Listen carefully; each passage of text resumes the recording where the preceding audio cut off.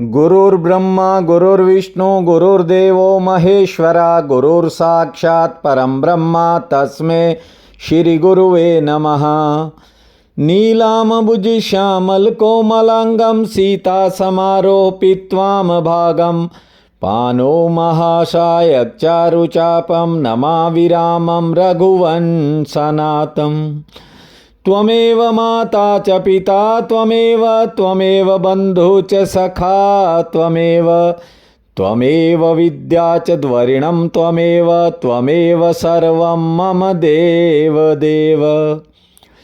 वासुदेवसुतं देवं कंसं चानुर्मर्दनं देवकी परमानन्दं कृष्ण वन्दे जगद्धम्।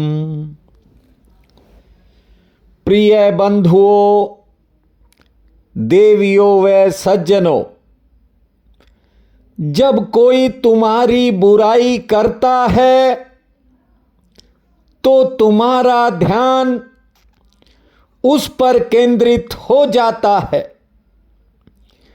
पूरा ध्यान आपका उस पर ही लग जाएगा। आपका कीमती समय और बेशकीमती ऊर्जा उस व्यक्ति की तरफ चली जाती है जिसने आपकी बुराई की। आपका मन भी बुराई करने वाले के इर्द गिर्द घूमने लगता है और परिणाम ये होता है कि आपके जरूरी काम आप भूल जाते हो, आप कहीं और ही चल पड़ते हो, क्योंकि मन कहता है उसने ये कहा तो कैसे कहा, क्यों कहा। सच्चाई ये है कि आप अपने ही उद्देश्य से भटक जाते हो। तुम्हें किसी ने कितनी चोट पहुंचाई ये बात मायने नहीं रखती, तुमने उस चोट को कितना बड़ा बना लिया ये मायने रखता है। जानते हो, दूसरे की बुराई पर ध्यान देने से व्यक्ति के जीवन की यात्रा ठहर सी जाती है। व्यक्ति अपनी जिंदगी से ही भटक जाता है और उसकी असली यात्रा जो है वो रुक जाती है। मान लो आप किसी रास्ते से गुजर रहे हो और कोई कुत्ता भौंकने लगे। यदि तुम रुककर उस कुत्ते से निपटने लगोगे या उस कुत्ते से लड़ने लगोगे, जरा सोचो, फिर अपनी मंजिल पर कैसे पहुंचोगे और कब तक पहुंचोगे। मंजिल तो दूर ही रह जाएगी। इसलिए हमेशा एक बात याद रखो कि कोई दूसरा तुम्हें धोखा दे रहा है या आपके विरुद्ध बोल रहा है तो ये उसकी अपनी बीमारी है। यदि तुम उसकी बात सुनकर खुद के भीतर क्रोधित हो रहे हो या भीतर नफरत और जलन पैदा कर रहे हो तो याद रखना, बुराई कभी भी हमें बाहर से नुकसान नहीं पहुंचा सकती। बुराई तभी हमारे भीतर जहर बनती है जब हम उसे खुद के भीतर जगह देते हैं। समझदार इंसान वही है जो दूसरों की बुराई में अटकता नहीं है और अपनी भलाई में लगा ही रहता है, और वही इंसान जीवन के वास्तविक आनंद को प्राप्त करता है। आपको बता दूं, ये जिंदगी ही चारों ओर से बड़ी बड़ी शिक्षाएं देती है। ये जीवन हर तरफ से बहुत बड़ा सत्य है। हर दिन जिंदगी आपके द्वार पर खड़ी होती है। मैंने कभी नहीं कहा, किसी वीडियो में नहीं कहा कि आप परमात्मा के लिए कहीं जाओ या सत्संग के लिए कहीं जाओ। मैं तो एक ही बात सदा कहता हूं, वैसा हृदय बनाओ कि 24 घंटे आपके भीतर सत्संग ही होने लगे। लेकिन बहुत बार मुझे हैरानी होती है जब लोग पूछते हैं कि हम किसे गुरु बनाएं, हम कहां सत्संग करें, किसकी शरण में जाएं। भाई, आंख बंद रहेगी तो सूर्य का प्रकाश भी दिखाई नहीं पड़ेगा। यदि हृदय ही बंद रहेगा तो मेरा गोविंद प्रवेश कैसे करेगा? रास्ता चाहिए। आपको बता दूं, ध्यान से सुन लो, जो लोग ठाकुर को खोजने कहीं और जाते हैं वे कभी भी उसे नहीं पा सकेंगे।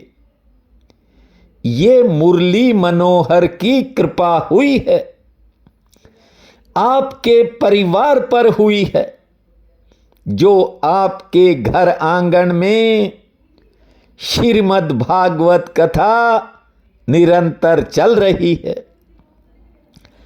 अब 1 नवंबर से 5 नवंबर तक ये 5 दिन भीष्म पंचक के होते हैं। ये बड़े महत्वपूर्ण दिन हैं, इसलिए इन दिनों के लिए आपको कल कुछ साधारण नियम बताऊंगा। बस श्रद्धा भाव से पालन करना है। पितरों पूर्वजों को शांति मिलेगी। आपके वंश में बढ़ोतरी के नए रास्ते खुलेंगे।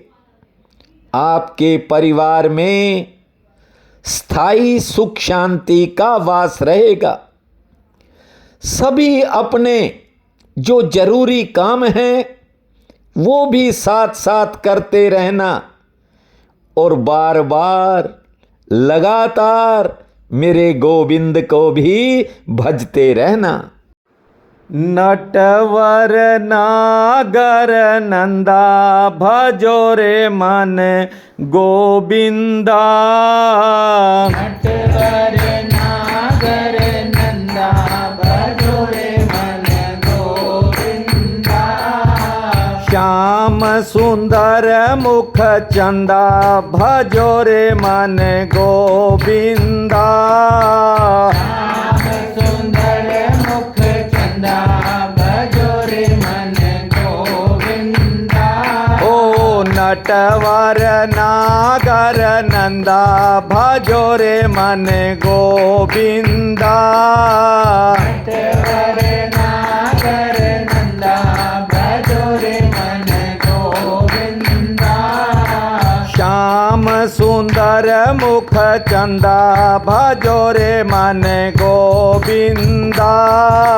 श्याम सुंदर मुख चंदा भजो रे मन गोविंदा। देखिए, समय निरंतर गतिमान रहता है। कोई रुक कर बैठ जाए, हार कर बैठ जाए, थक कर बैठ जाए, ये वक्त नहीं रुकता, वक्त का स्वभाव है चलना। इसलिए आप भी ठाकुर की तरफ बढ़ने का सोचो। आज करनाल से नरेंद्र पाल सिंह कह रहा था, क्या मुझे भी 5 दिन धरती पर सोना पड़ेगा? बड़े ही नेक इंसान हैं, लेकिन शरीर भारा है। मैंने कहा, सरदार जी नीचे गद्दे लगा लेना। देखिए, परमात्मा को पाना इतना आसान नहीं है जितना इस दुनिया में साधारण लोग समझते हैं। जानते हो, हिरणाक्ष और हिरण्यकश्यप ये 2 बड़े दैत्य हुए हैं। इनकी मां थी दिति। जब भगवान ने हिरण्याक्ष को मार दिया तो मां थी, विलाप करने लगी, रोने लगी। तब दूसरे भाई हिरण्यकश्यप ने कहा, आप माता चिंता मत करो, बदला लेकर के रहूंगा। चाहे वो देवता ही है, चाहे परमेश्वर ने मारा है, अपने भाई का बदला लूंगा। देखिए कैसे कैसे लोग हुए। ध्यान से सुनो बात को। कई बार हम एक समय भोजन ना करें तो भूख लगने लग जाती है, और जब कभी चतुर्थी के व्रत होते हैं, चाहे वह संकट चौथ हो, करवा चौथ हो, महीने में आने वाली चतुर्थियां हो, तो चांद देखने के लिए बेचैनी बढ़ जाती है। आज मेरी बात को ध्यान से सुनिए। ये जो बड़े बड़े दैत्य थे, इनके पास इतनी शक्तियां यूं ही नहीं आ गई। ये बात अलग है कि व्यक्ति अपनी शक्ति का, अपने धन का, अपने राजपाट का दुरुपयोग कर देता है, और यही उसका अंत बनता है। यही कारण होते हैं, क्योंकि कर्म से कोई बच नहीं सकता। मैं बात सुनाने जा रहा हूं प्रहलाद के पिता, भक्त प्रहलाद के पिता हिरण्यकश्यप की। जानते हो, अपनी मां से तो उसने विदा ले ली और कह दिया कि बदला लेकर के रहूंगा। अब ध्यान से सुनिए। मंदराचल पहाड़ पर जाकर वो तप करने लग गया। उसने 100 वर्ष तक पैर के अंगूठे पर खड़े रहकर ब्रह्मा जी का तप किया था, और तप करते समय अपने शरीर का कोई अंग हिलने नहीं देता था, और सूर्य भगवान को पूरा दिन देखता रहता। उसके चारों ओर मिट्टी जमा हो गई थी। मिट्टी ही जमा नहीं हुई, तरह तरह के घास उग गए थे। भागवत में लिखा है कि सांप और बिच्छुओं ने जहां वो तपस्या करता था अपने बिल बना लिए थे। उसके तप के प्रताप से उसका तेज बढ़ा। नदियां, पर्वत, समुद्र सब जलने लग गए थे। जब उसके तप की अग्नि देवताओं तक पहुंची तो ब्रह्मा जी के पास देवता गए हैं।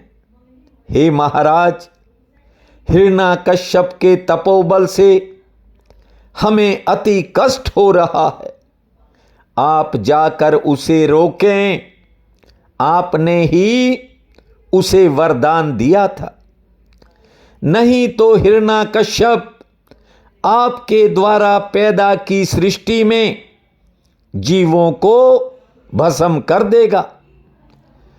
देवताओं का वचन सुनकर ब्रह्मा जी भृगु आदि ऋषियों को लेकर हिरण्यकश्यप के पास गए थे और उसका तेज देखकर ब्रह्मा जी ने कहा, हे कश्यप नंदन, आपने बड़ा भारी तप करके मुझे प्रसन्न किया है।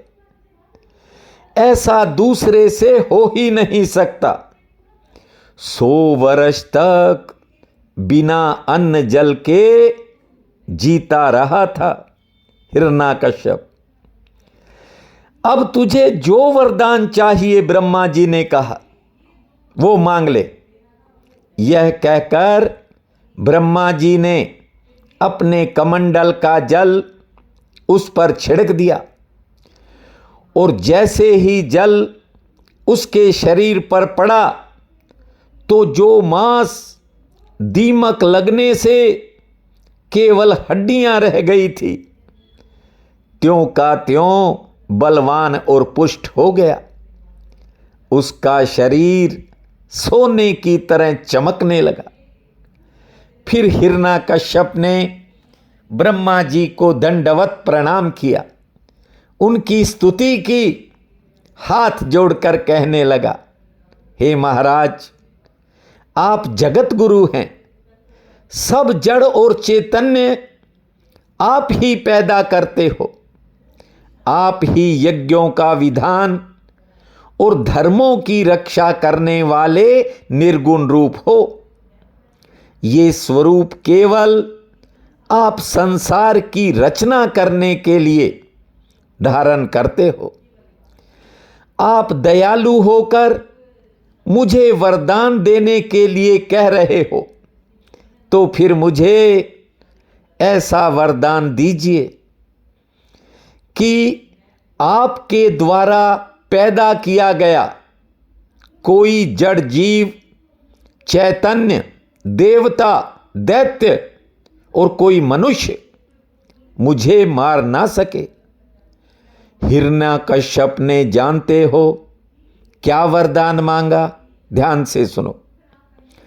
ना मैं दिन में मरूं, ना मैं रात में, ना मैं पृथ्वी पर मरूं, ना आकाश में, ना कोई शस्त्र मुझे लगे और युद्ध में मेरा कोई सामना न कर सके।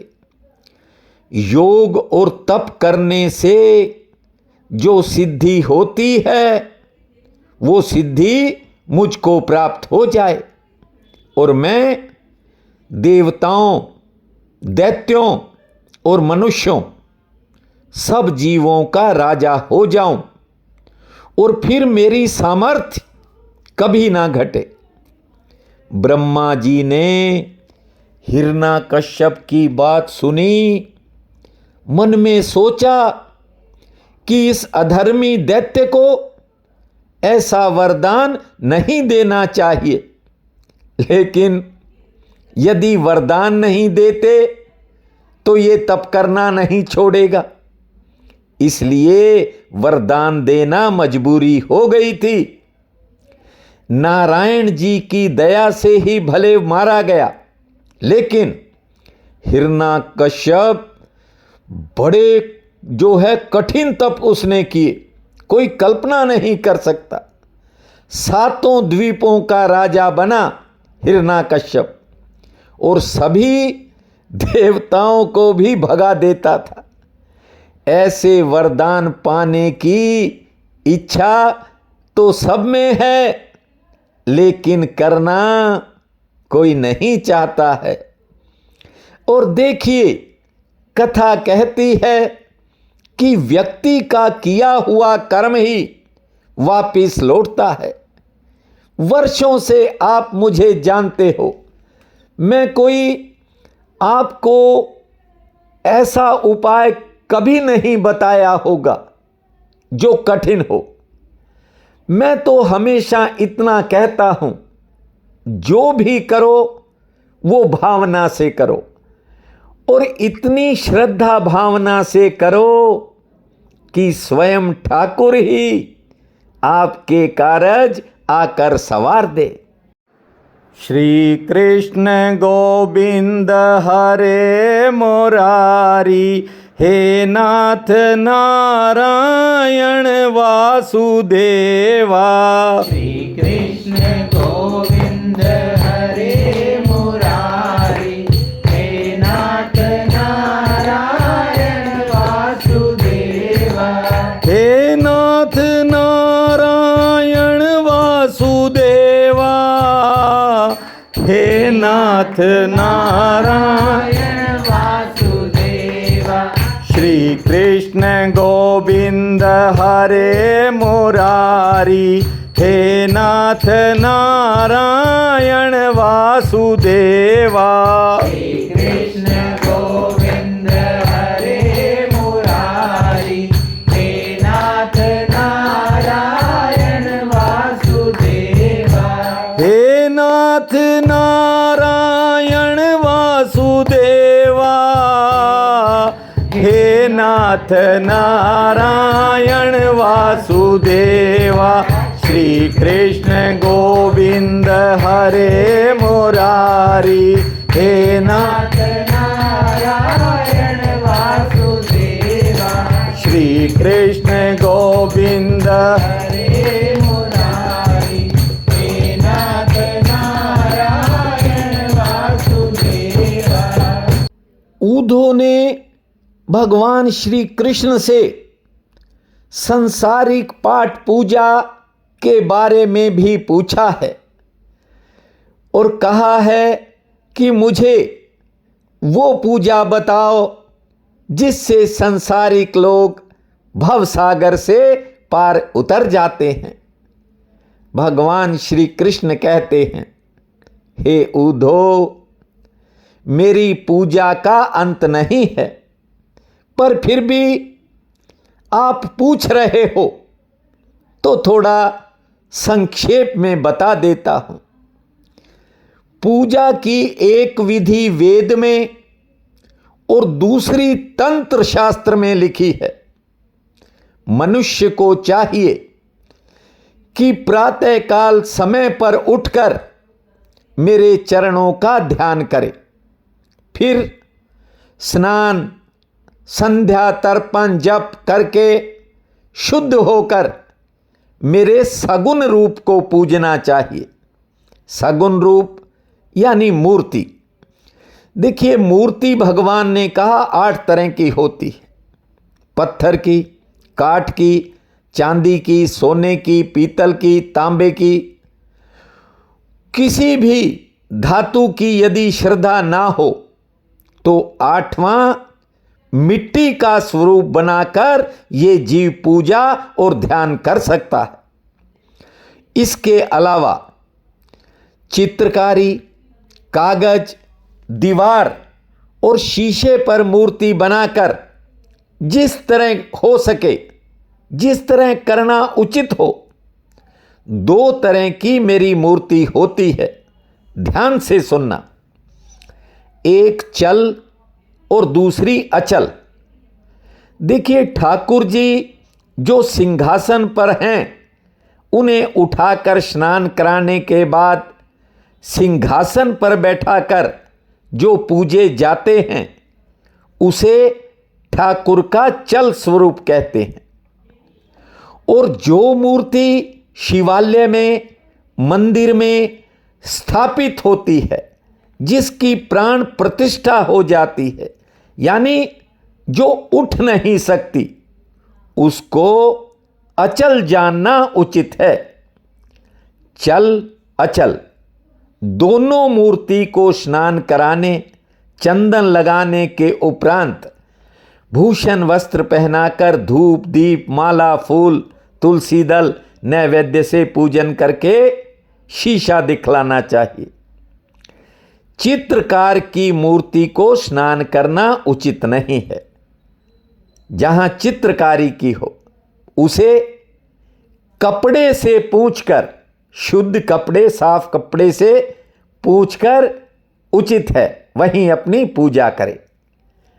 श्रीमद् भागवत में लिखा है, पहले भगवान का ध्यान, फिर विधि पूर्वक पूजन करना चाहिए। ठाकुर कहते हैं, हे उधो, यदि मानसी पूजा कोई करना चाहे तो फिर मन में ही नारायण भगवान का स्वरूप बना ले। जिस मूर्ति को पूजते हैं मन में ही हर चीज, धूप दीप नैवेद्य पूजन करे।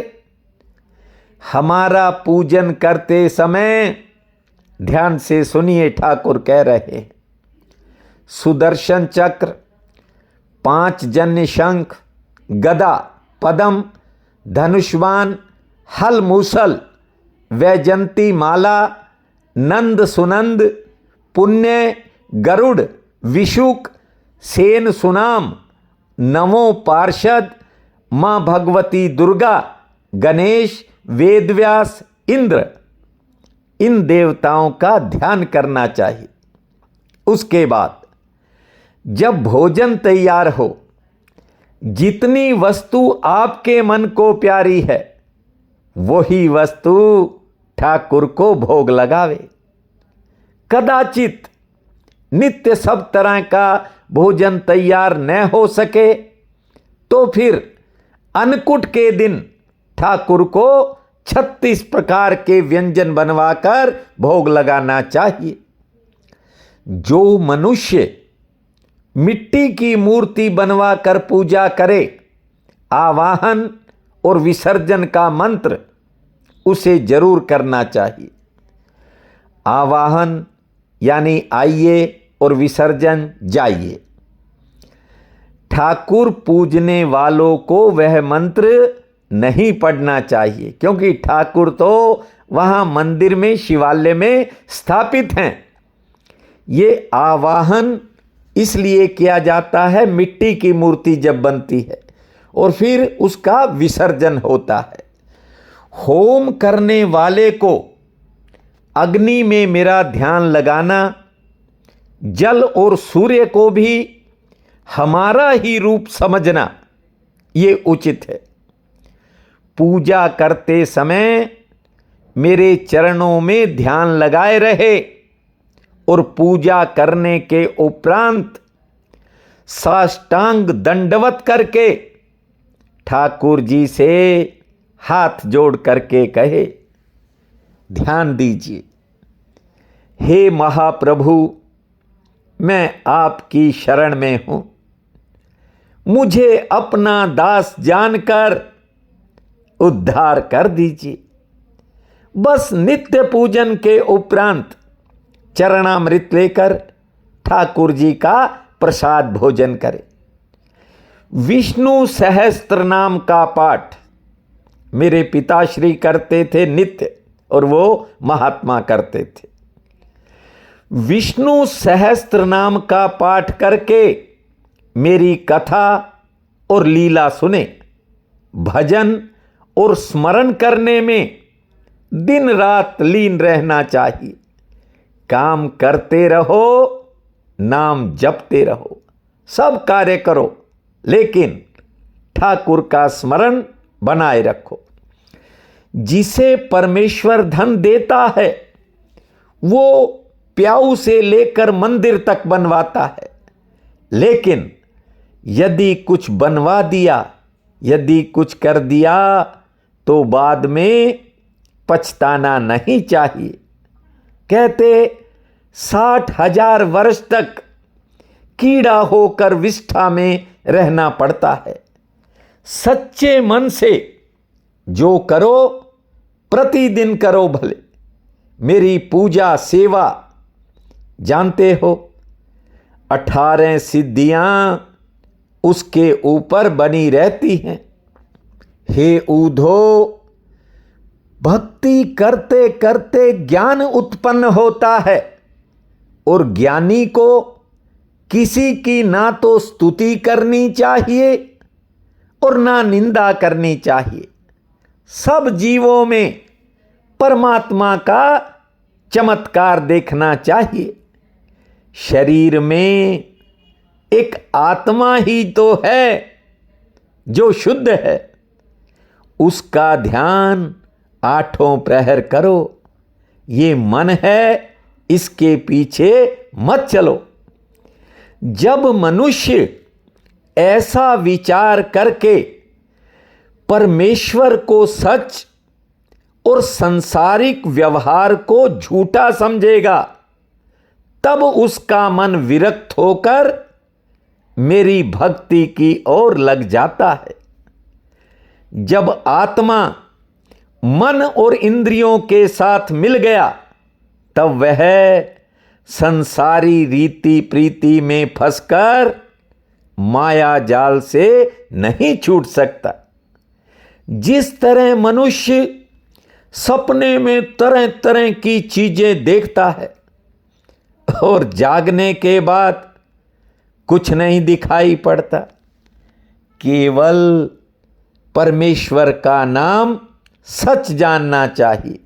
देखिए, हर्ष, सोच, क्रोध, लोभ, मोह, अहंकार, भय, प्रीति, शत्रुता, जन्म, मरण, ये सब गुण माया के हैं, लेकिन आत्मा इनसे विलग रहता है। यह संसार जो है नट और भानुमति के खेल के समान झूठा है। न आदि में था, न महाप्रलय में रहेगा। इसलिए मनुष्य को ज्ञान रूपी तलवार से संसारी प्रीति, मन और इंद्रियों की तृष्णा काट डालनी चाहिए। संसारी माया छोड़कर अपने मन और इंद्रियों पर काबू रखे। देखिए, जिस तरह जब सोना पिघलता है तो उसके अलग अलग गहने आभूषण बनते हैं, ठीक है, उसी प्रकार भगवान कहते हैं कि संसार के अंत, मध्य और आदि में रहता तो नारायण भगवान है। उसकी इच्छा से जीव उत्पन्न होते हैं और उसकी इच्छा से पैदा होते हैं। ये बात अलग है कि नाम अलग अलग होते हैं। महाप्रलय होने पर सारा जगत नष्ट हो जाता है। सब जड़ और चेतन उसी परमात्मा के रूप में समा जाते हैं। आज इतना ही। आगे की कथा आपको कल सुनाएंगे। अब जो है सीधे हरि शरण में जाएंगे। गोविंद मेरो है, गोपाल मेरो है, गोविंद मेरो है, गोपाल मेरो है। गोविंद मेरो है, गोपाल मेरो है। गोविंद मेरो है, गोपाल मेरो है। अरे बांके बिहारी नंदलाल मेरो है। अरे बांके बिहारी नंदलाल मेरो है। गोविंद मेरो है, गोपाल मेरो है। भजो मेरो है, गोपाल मेरो है। अरे बांके बिहारी नंदलाल मेरो है। गोविंद मेरो है, गोपाल मेरो है। भजो गोविंद मेरो